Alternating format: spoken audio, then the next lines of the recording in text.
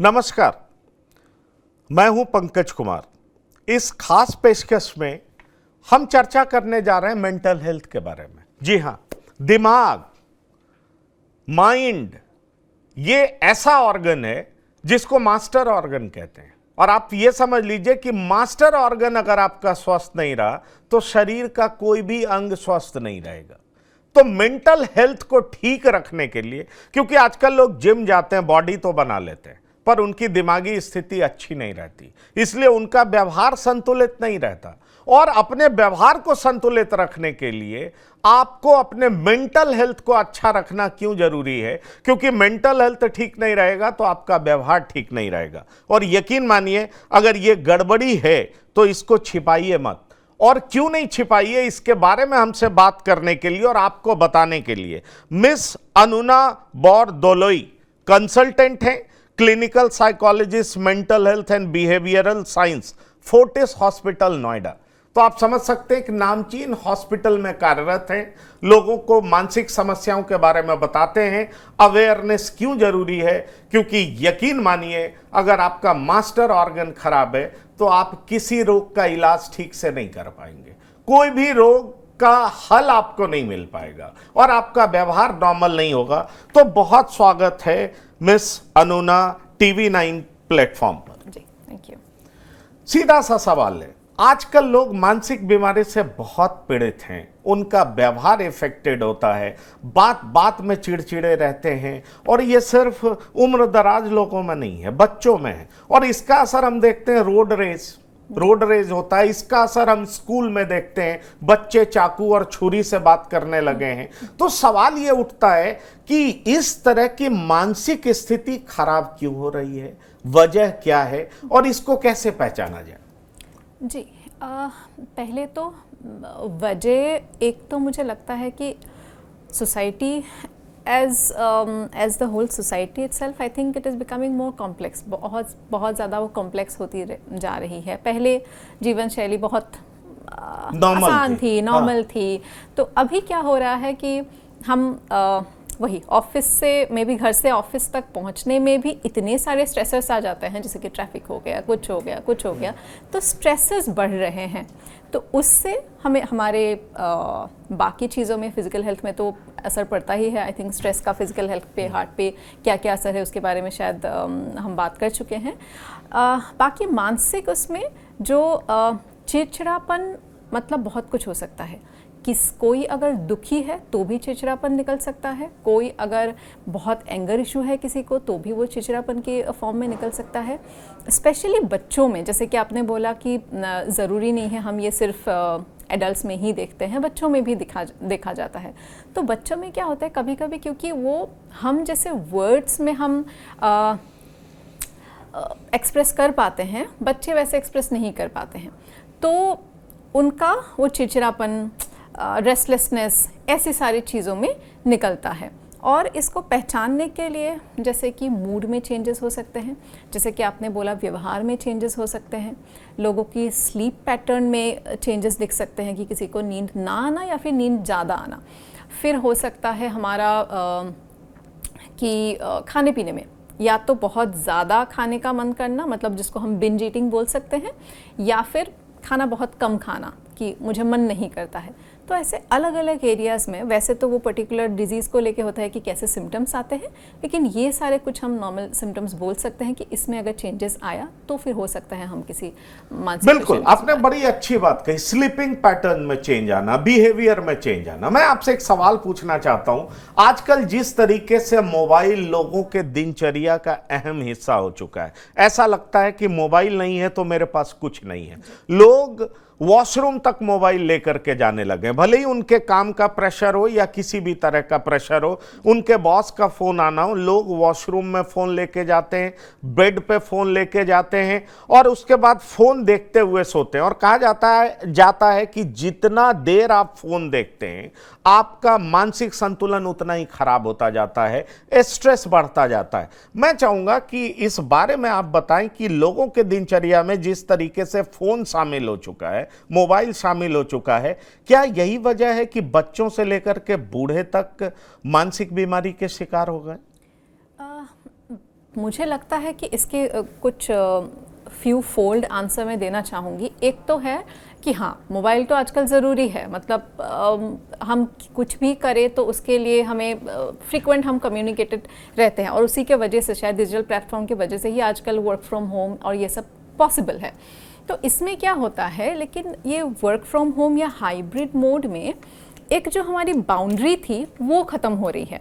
जैसे कि मैं ऑफिस में था तो फिर मैं ऑफिस का काम करूँगा, लेकिन घर में भी आके आपके अभी एक्सेसिबिलिटी रहती है, तो फिर all the time my brain doesn't know when to stop. मतलब वर्क मोड क्या है, फैमिली मोड क्या है, अभी उसमें कोई फ़र्क नहीं रहा है, और ये हमें और ज़्यादा हैबिचुएटेड बना देता है कि पता नहीं कब आएगा, और ये स्ट्रेस कंटिन्यू रहता है। वैसे अगर आप ऑफिस में होते तो ऑफिस के बाद ख़त्म, लेकिन अभी पता नहीं 7 बजे भी आ सकता है, 8 बजे भी आ सकता है, सुबह के में भी 7 बजे भी आ सकता है। तो एक तो हो गया, उसके वजह से कंस्टेंट स्ट्रेसेस रहता है। और सेकंड, एक हम जो आजकल वो हमारे जो डायग्नोस्टिक क्राइटेरिया है उसमें भी शामिल हो चुका है, जिसको हम बिहेवियर एडिक्शन बोलते हैं।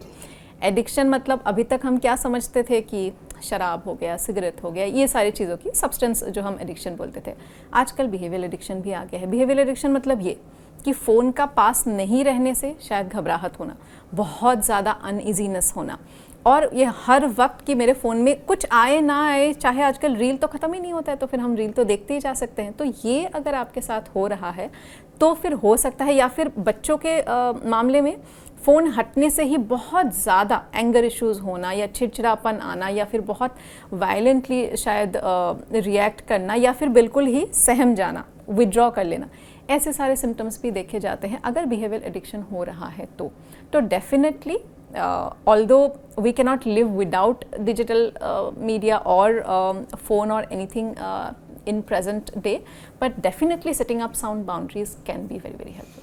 नहीं, फाइन, वो बात आप ठीक कह रहे हैं, लेकिन कई बार हम पढ़ते हैं और पढ़ने के बाद पता चलता है कि majority of us are having mental health problem जी, और उसको एक्सेप्ट करने में हमें दिक्कत होती है, क्योंकि हमें ऐसा लगता है कि अगर हम क्लिनिकल साइकोलॉजिस्ट के पास गए, साइकेट्रिस्ट के पास गए, तो लोग हमें पागल करार दे देंगे और वो एक टैबू टाइप हो जाता है। तो मैं आपसे ये पूछना चाहता हूं कि कैसे, अगर मैं अपने ऊपर लेकर के देखूं, तो कैसे मुझे ये पता चलेगा कि मुझे साइकेट्रिस्ट की जरूरत है, कैसे मैं समझूं कि मुझे साइकोलॉजिस्ट की जरूरत है, कैसे मैं समझूं कि मुझे नहीं दिमाग के इलाज कराने की जरूरत है। वो क्या बिहेवियरल पैटर्न है जो कि चेंज होता है, जिससे हमें अवेयर्ड रहने की जरूरत है। अगर हम खुद नहीं देख सके तो मेरा परिवार मुझे देख सके और उसको महसूस हो सके कि कुछ गड़बड़ है, या मेरे बच्चों में वो परिवर्तन है तो मुझे लग सके कि कुछ गड़बड़ है और मुझे आपकी जरूरत है। तो मैं यही समझना चाह रहा हूं कि एक दर्शक जो हमारे इस प्रोग्राम को देख रहे होंगे, उनके दिलो दिमाग में कैसे इस बारे में अवेयरनेस आए कि खुद मानसिक स्वास्थ्य को, मेंटल हेल्थ को ठीक रखना, परखना, जांचना कैसे जरूरी है, और कैसे इस निष्कर्ष पर पहुंचा जाए, कंक्लूजन पर पहुंचा जाए कि उन्हें आपकी जरूरत है। जी, वैसे तो मुझे लगता है हम सभी को ज़रूरत है, क्योंकि आजकल हमारे पास बात करने के लिए, पहले जो सिस्टम था हमारा, मे बी जॉइंट फैमिली था, हम ऐसे सोसाइटी में रहते थे, हम एक दूसरे से बात करते थे, उसमें बहुत सारी वेंटिलेशन हो जाती थी। आजकल क्या है कि हम न्यूक्लियर फैमिलीज़ हो गई है, हम सबके पास टाइम कम है, तो फिर हम बातचीत भी कम करते हैं, तो बहुत सारे ऐसे स्ट्रेसेस शायद पहले जो बातचीत करके हल निकल जाता था, अभी उसका नहीं है। तो फिर वो, मुझे लगता है कि हम सबको कहीं पे भी लगता है कि मैं इस एरिया में शायद मैं स्ट्रगल कर रहा हूँ या कर रही हूँ, तो फिर हमें किसी के पास डेफिनेटली जाना चाहिए। उसके लिए वो जो हम कोट अनकोट जो भी हम मैडनेस या मैड ऐसे जो भी वर्ड यूज़ करते हैं, ज़रूरी नहीं है कि मुझे कोई डायग्नोजेबल मेंटल इलनेस होने चाहिए मैं किसी साइकोलॉजिस्ट के पास जा सकता हूँ। कोई भी जा सकते हैं अगर आपको कहीं पे भी प्रॉब्लम हो तो। मानसिक बीमारियों को, अगर मानसिक बीमारियों के बारे में हम बात करें या किसी को कब जाने की ज़रूरत पड़े, आई वुड से कि अगर फंक्शनलिटी में आपकी आ रही है, मतलब आपको काम में दिक्कत आ रही है, आपको कहीं कोई बिहेवियर में प्रॉब्लम आ रही है, जैसे कि हम अगर 3 चीज़ों में समझे, एक है आपका थिंकिंग, एक है आपका बिहेवियर, एक है आपका इमोशन। इमोशन में अगर आपको लगता है कि आजकल मुझे ठीक नहीं लगता है, हर वक्त या तो मैं मायूस रहता हूँ, या फिर मुझे चिड़चिड़ापन रहता है, कुछ भी हो सकता है, या फिर मैं बहुत एंग्शियस रहता हूँ, तो वो हो गया फीलिंग कि मुझे अगर हर वक्त ऐसा लगता है, या फिर कभी कभी बहुत ज़्यादा लो लगता है और उससे मैं निकल नहीं पाता हूँ। फिर सेकंड हो गया बिहेवियर, जैसे कि बाकी आसपास आप लोगों के, आपके आसपास जो लोग हैं उन लोगों को क्या दिखाई दे रहा है कि आजकल ये इंसान थोड़े गुमसुम से रहते हैं, या फिर थोड़े उखरे उखरे से रहते हैं, या फिर बहुत ज़्यादा फैमिली में बातचीत नहीं करते हैं और ये अपने में ही रहते हैं, या फिर आजकल ये दोस्तों से मिलने जुलने के बहुत ज़्यादा शौकीन नहीं रहे, पहले ये जैसे थे उससे थोड़े हमें चेंज लगते हैं। और बाकी बिहेवियर जैसे कि स्लीप में चेंजेस आ रहे हैं, खाने पीने में चेंजेस आ रहे हैं, तो ये सारे चीज़ों में अगर आपके आसपास के लोगों को दिख रहा है कि ऐसे चेंजेस आ रहे हैं तो हम कर सकते हैं। थर्ड वन थॉट पे वैसे तो दूसरे लोगों को पता नहीं चलेगा, वो हमें ही देखना पड़ेगा कि हम कभी कभी बोलते हैं ना कि हम आजकल बहुत नेगेटिव सोचने लगे हैं। तो आपको अगर लगता है कि आपकी जो सकारात्मक थॉट है वो बिल्कुल नहीं है, कि कोई भी सिचुएशन छोटा सा चीज़ हो सकता है उसी में मुझे बहुत दुखी हो जाता है, मैं बहुत निराश हो जाता हूँ, या फिर ऐसे आपको थॉट में कहीं पे भी अगर दिखे कि मुझे बहुत ज़्यादा इन छोटी छोटी चीज़ें परेशान करने लगा है, या फिर जो normal day to day stressor है, जैसे कि मान लीजिए हाउस हेल्प का टाइम पे ना आना, ये एक शायद औरतों के लिए बहुत एक बड़ा स्ट्रेसर हो सकता है, या फिर ट्रैफिक मिलना, ये सारे चीज़ें हमारे कंट्रोल में नहीं है।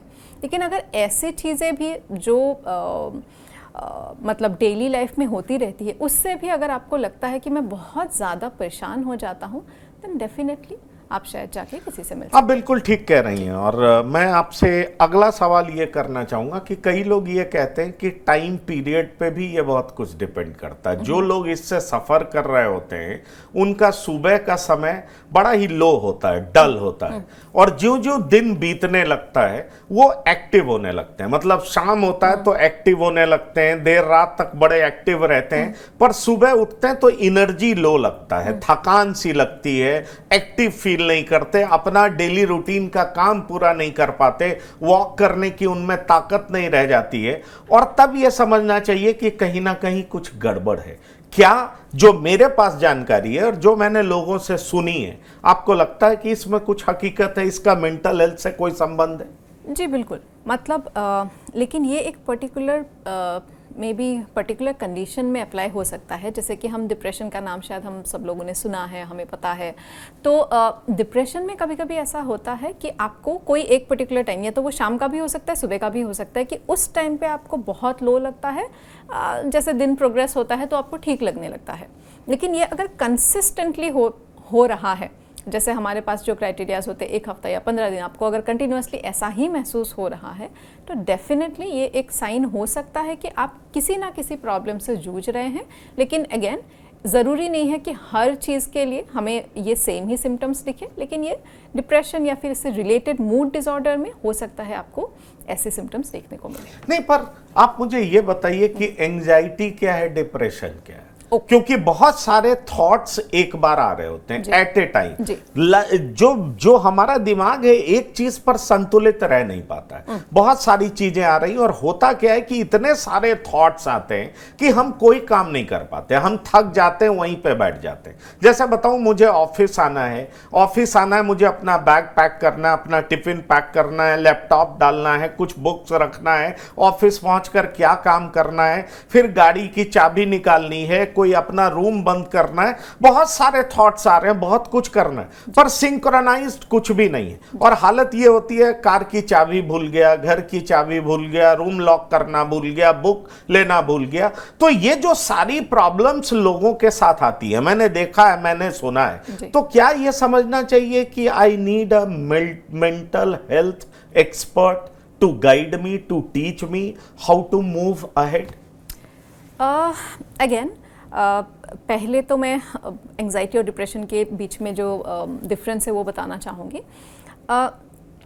एंजाइटी में क्या होता है, मोस्टली हम अगर एकदम मतलब सरल भाषा में समझने की कोशिश करें तो anxiety is all about future, कि क्या होगा, मुझे बॉस से डांट तो नहीं पड़ेगी, मैं टाइम पे पहुंच पाऊंगा कि नहीं, एवरीथिंग अबाउट फ्यूचर, कि क्या होगा, ये खराब होगा, वो खराब होगा, वो खराब होगा। Depression is mostly about the past, कि मेरे ज़िंदगी में ये अच्छा नहीं हुआ, मैंने वो अच्छा नहीं किया, एंड उससे लेके फिर आपका मूड लो हो जाता है, मतलब सैडनेस, ये सारी चीज़ें हमें डिप्रेशन में ज़्यादा देखने को मिलती हैं। और एंजाइटी में वही कि वरीड रहना, बहुत ज़्यादा मतलब चिंतित रहना कि पता नहीं ये हो पाएगा कि नहीं हो पाएगा, पता नहीं इसके बाद मेरा क्या होगा, शायद मैं ये जॉब बहुत सालों से कर रहा हूँ लेकिन अचानक से मुझे उससे एंग्जाइटी होने लगती है। मैं मतलब सुबह घर से आता हूँ तो फिर मुझे वहाँ पे एंग्जाइटी होने लगती है। तो वैसे ये हमारे माइंड का नेचर है कि वो ऑल द टाइम कुछ ना कुछ तो करता रहता है, तो कहीं ना कहीं तो वो जुड़ा रहेगा। तो इसीलिए हमारा एक चीज़ जो मुझे लगता है लोगों को काफ़ी हेल्प कर सकती है कि अगर आप जब भी कैच करते हो अपने माइंड को कि ये झूल रहा है इधर या तो उधर, तो bringing it back to the present. अच्छा, अब मैं क्या कर रहा था उसमें ध्यान देता हूँ। आप फिर से आप कर रहे हैं अपना काम, फिर से आपने देखा कि अरे मेरा माइंड तो फिर से वहाँ पे चला गया, फिर मैंने उसको ब्रिंग बैक किया कि मैं जो काम कर रहा हूँ उसमें ध्यान लगाता हूँ। तो ये दिमाग में बहुत सारी बातें आते रहना can be quite normal, which can be the nature of the mind itself. But अगर ये सारी चीज़ें आपके काम में दरार डाल रहा है कि आप अपना काम इसके वजह से अपना आप काम ठीक से नहीं कर पा रहे हो, देन डेफिनेटली उस टाइम पे आप किसी एक्सपर्ट के पास जा सकते हैं। चलिए, आप ये बड़ी बात कह रहे हैं कि कैसे वर्तमान में रहना चाहिए, और यही भगवान ने भी कहा है। अगर आप गीता पढ़िए, रामायण पढ़िए, तो उसमें भी यही कहा गया कि वर्तमान में जीना सीखिए, भविष्य आपके हाथ में नहीं है और भूत बीत चुका है, इसलिए वर्तमान अच्छा होगा तो भविष्य भी अच्छा होगा। मेरा अगला सवाल आपसे है, और अगला सवाल इसलिए भी मुझे लगता है बहुत इंपॉर्टेंट है क्योंकि मानसिक अवस्था ही हमारी हर चीज़ों को तय करती है। जैसे ट्रैफिक पे हमारा बिहेवियर कैसा होगा, ये मानसिक अवस्था से तय होता है। ड्राइव हम कैसे करेंगे, ये मेंटल स्टेट से तय होगा। ऑफिस में हम अपने कलीग के साथ कैसे बिहेव करेंगे, ये हमारे मेंटल स्टेट से तय होगा। तो सवाल ये है कि मेंटल स्टेट को ठीक रखने के लिए कैसा खाना खाना चाहिए, लाइफस्टाइल कैसा होना चाहिए, ये लोग जानना चाहते हैं। क्योंकि जंक फूड स्विगी से मंगा लिया, इससे मंगा लिया, उससे मंगा लिया, झटपट खा लिया, सिगरेट पी लिया, कोल्ड ड्रिंक पी लिया, मन नहीं लगा दारू पी ली, क्या ये सारी वजहें हैं मानसिक स्थिति खराब करने के लिए? जी देखिए, हमें हेल्थ को समझना ज़रूरी है, और उसमें अगर जब भी हम हेल्थ की बात करते हैं तो physical health can not exist without mental health, कि ये दोनों ही चीज़ें जुड़ी हुई हैं।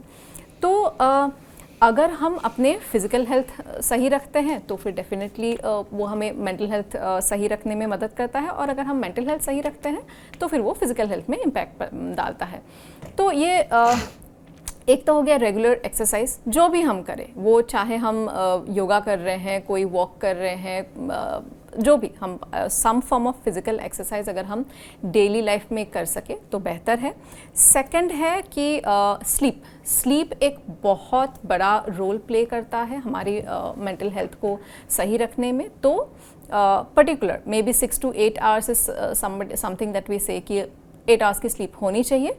तो फिर हम अगर 6 to 8 आवर्स स्लीप अच्छे से ले रहे हैं उठने के बाद, लेकिन किसी किसी को हो सकता है कभी कभी ज़्यादा ज़रूरत पड़े, उठने के बाद अगर आप फ्रेश महसूस कर रहे हो तो फिर वो ज़रूरी है।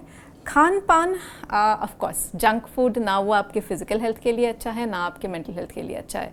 तो फिर लेकिन कभी कभी अगेन हमारी इतनी बिजी शेड्यूल हो गई है तो कभी कभी ज़रूरत पड़ता है, ठीक है, वंस इन अ वाइल, हफ्ते में एक बार ही खा लिया तो उससे कोई दिक्कत नहीं है। लेकिन जितना हो सकता है घर का खाना, कम तेल वाला खाना, ये सारी चीज़ें हमारे, क्योंकि डाइजेस्टिव सिस्टम का भी मेंटल हेल्थ के साथ एक बहुत बड़ा रोल है। तो जब पेट ठीक रहता है तो मन भी ठीक रह सकता है, तो उससे भी काफ़ी फ़र्क पड़ता है। तो खान पान थोड़ा अगर लिमिट में नॉर्मल खाना, हम घर का खाना खाए तो अच्छा है। उसके अलावा जैसे कि बाकी सारे स्ट्रेसर्स जो हम डील नहीं कर सकते, मैं हमेशा ये बोलती हूँ कि जो आपके कंट्रोल में है आप उस पर ध्यान दीजिए, जो आपके कंट्रोल में नहीं है उसको अगर हम जाने देते हैं तो फिर हम थोड़ा ये सारे स्ट्रेसेस के साथ हम शायद थोड़ा ज़्यादा अच्छे से मैनेज कर सकते हैं। चलिए, कहा जाता है stomach is a second gut, मतलब gut is a second brain, sorry. तो अगर गट भी आपका, पेट भी खराब है तो आप समझिए दिमाग भी खराब होगा। तो पेट तो अक्सर खराब हो जाता है क्योंकि आप खराब खाना खाते हैं, लाइफस्टाइल खराब होता है, इसलिए आपका दिमाग पे भी असर करता है। और ये कहते हैं म्यूचुअली रिलेटेड है, पेट खराब दिमाग खराब, दिमाग खराब पेट खराब, इन दोनों के ज़बरदस्त संबंध है। तो यही मैं आपसे पूछना चाह रहा हूँ कि पेट को ठीक रखना भी दिमाग को ठीक रखने के लिए बहुत ज़रूरी है। बिल्कुल, मतलब ये जो गट और ब्रेन कनेक्शन है, ये एक बहुत इंटरेस्टिंग नई एरिया है जो कि बहुत लोग पढ़ाई कर रहे हैं इसमें।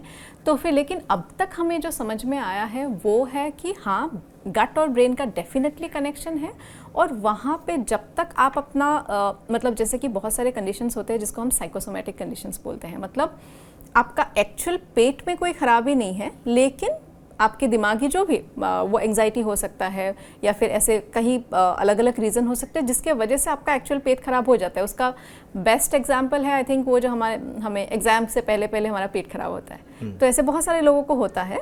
तो वो एक साइकोसोमेटिक सिम्टम है। तो इससे कि हम दिमाग को जितना शांत रखेंगे उतना पेट के लिए बेहतर है, और डेफिनेटली पेट को अगर बहुत ज़्यादा परेशान नहीं करेंगे तो फिर वो दिमाग को। चलिए, हमारे साथ एक गेस्ट जुड़ रहे हैं, रजनीश, वो आपसे सवाल पूछना चाह रहे हैं। रजनीश, आपका स्वागत है TV9 के प्लेटफॉर्म पर। आप अपना सवाल पूछिए मिस अनुना बोरदोलोई से, क्लिनिकल साइकोलॉजिस्ट हैं, आपके सवाल का जवाब देंगी। हाँ जी मैम, ये मेरा सवाल ये है आपसे कि तनाव और एंजाइटी को दूर रखने के लिए कौन से उपाय करने चाहिए? क्या उपाय करने चाहिए? अच्छा, हाँ जी। सो तनाव और एंजाइटी, मतलब जैसे कि हमने अभी अभी बात की थी कि अगर मन खराब नहीं हो रहा है और अगर हम डेली रूटीन में कुछ कुछ चीज़ें कर सकते हैं। एक तो मैंने एक्सरसाइज की बात की थी, स्लीप की बात की थी, आप खाना पीना ठीक रखिए, और एक चीज़ शायद मैंने उस टाइम पे बहुत ज़्यादा एम्फेसिस नहीं किया था, वो है हमारा सोशल कनेक्शन। तो आजकल डिजिटल मीडिया, ऑफ कोर्स इसके डिसएडवांटेजेस हैं, लेकिन इसके एडवांटेजेस भी ये हो सकते हैं कि हमें लोगों से जुड़ने के लिए वो हेल्प करते हैं।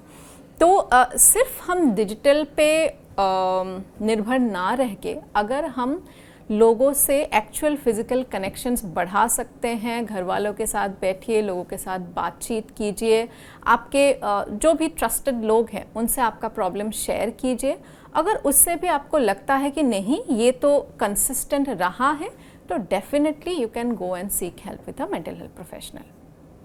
चलिए, ये बड़ी बात है, और आपको इन्होंने बहुत साफ तरीके से बताया कि डिप्रेशन और एंजाइटी से छुटकारा मिल सकता है, इसको छिपाइए मत। अगर पास्ट को लेकर के आप वरीड रहते हैं या रहती हैं तो आप डिप्रेशन के शिकार हैं, आपके बिहेवियर पे फर्क पड़ रहा है तो आप डिप्रेशन के शिकार हैं। और अगर फ्यूचर को लेकर के आपके मन में डर रहता है तो यकीन मानिए आप एंजाइटी के शिकार हैं। और दोनों केसेस में आपको एक्सपर्ट की जरूरत है, और एक्सपर्ट से हेल्प लेने में कभी मत सोचिए, क्योंकि एक्सपर्ट के पास नहीं जाइएगा तो आप गंभीर बीमारी के शिकार हो सकते हैं। मेरा अगला सवाल आपसे ये होगा कि लोग सुन करके डर जाते हैं, अरे ये तो अल्जाइमर से पीड़ित हो गया, ये और भी बहुत सारे ऐसे सीरियस मेंटल डिजीज हैं जिनसे छुटकारा पाना बहुत ही मुश्किल हो जाता है। तो मैं आपसे ये जानना चाहता हूं और पूछना चाहता हूं, और दर्शकों के लिए ये लाभान्वित हो सकता है कि लंबे समय तक एंजाइटी, डिप्रेशन को दबा कर रखने वाले लोगों के लिए आप क्या कहना चाहेंगी? क्या उनको इन तमाम समस्याओं से, जो एक्सट्रीम हॉरिबल डिजीज जिनको कहिए, उनको फेस करना पड़ सकता है? अगर ये छोटी छोटी बीमारी जिनको हम दवा से दूर कर सकते हैं, अपने व्यवहार से दूर कर सकते हैं, अगर हम इसको इग्नोर कर सके तो इसका आउटकम क्या होगा, इफेक्ट क्या होगा? जी देखिए, हमें सिंपल भाषा में समझनी ये है कि जैसे शारीरिक बीमारियों में आप अर्ली कैच करते हो तो फिर आप जल्दी ठीक होते हो। कोई भी, हम टर्मिनल इलनेस में भी कैंसर की बात कर सकते हैं कि आप early detect, you treat and then maybe the result is better. Same goes for mental illness as well. अगर आप बहुत टाइम तक चीज़ों को अगर आप दबा के रखेंगे, बहुत टाइम तक अगर वो सप्रेस रहेगा, तो फिर ट्रीटमेंट हो सकता है कि लंबे समय तक चले। लेकिन ऐसे बहुत सारे मेंटल इलनेस है जो कि क्योरेबल है, उसको मतलब हम दवाई से और साइकोथेरेपी से वो हम ठीक कर सकते हैं। आप completely after a period of time you are as good as new. ऐसी कुछ चीज़ें हैं, मतलब कोई कोई बीमारी है जो कि ट्रीटेबल है या मैनेजेबल है, उसको हम दवाई और मे बी काउंसलिंग से मैनेज करके रख सकते हैं। आप as close to normal life आप जी सकते हैं।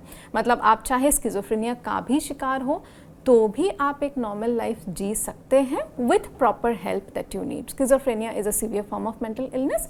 जैसे कि आपने अल्जाइमर्स के बारे में बताया, डिमेंशिया वो एक फॉर्म ऑफ डिमेंशिया है। उसमें कंप्लीटली हम रिवर्स तो नहीं कर सकते हैं, लेकिन हम वो जो डिटोरिएशन है उसको प्रोलॉन्ग कर सकते हैं। तो उससे भी again with proper cognitive retraining हम बोलते हैं उसको, जिसमें हम न्यूरोट्रांसमीटर्स मतलब न्यूरल कनेक्शंस को बनाने की कोशिश करते हैं।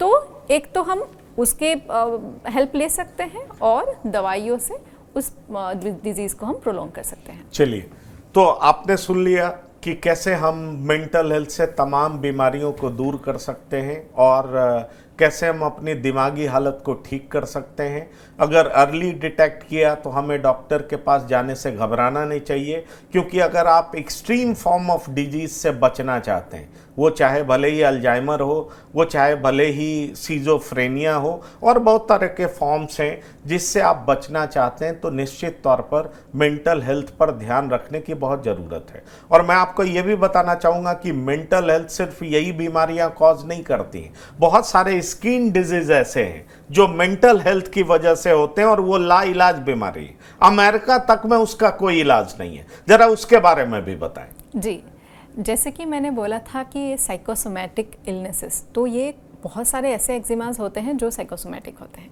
तो आप देखेंगे कि जब मैं बिल्कुल ठीक रहता हूँ, स्ट्रेस आ जाते हैं, मेरे पूरे शरीर में ये आने शुरू हो जाते हैं, तो फिर उसमें हम अगर सिर्फ स्किन पे ट्रीट करते रहेंगे तो फिर उसका हल नहीं निकलने वाला है। तो वहाँ पे क्योंकि ज़रूरत है आपके दिमाग को ट्रीट करने का, तो हम जब दिमाग को जो भी वो उसका सोल्यूशन, चाहे मेडिसिन हो, चाहे वो साइकोथेरेपी हो, चाहे वो दोनों का कॉम्बिनेशन हो, तो उसको हम जब ऐसे ट्रीट करेंगे देन डेफिनेटली हम उसका हल ढूंढ सकते हैं। चलिए, तो साइकोसोमैटिक डिजीज आपने सुना, सिर्फ अल्जाइमर और सीजोफ्रेनिया ही नहीं, एक्जिमा तक जैसी गंभीर बीमारी मेंटल हेल्थ से जुड़ी हुई है और इसीलिए आपको सावधान रहने की जरूरत है। तो मानसिक बीमारी, स्ट्रेस, एंजाइटी के लक्षण क्या हैं, सब कुछ मिस अनुना बोरदोलोई ने बड़े ही अच्छे से बताया। इस प्रोग्राम में शिरकत करने के लिए बहुत बहुत धन्यवाद और शुक्रिया। तो इस खास पेशकश में इतना ही। ताज़ा तरीन खबरों के लिए आप लगातार देखते रहिए TV9। धन्यवाद, नमस्कार।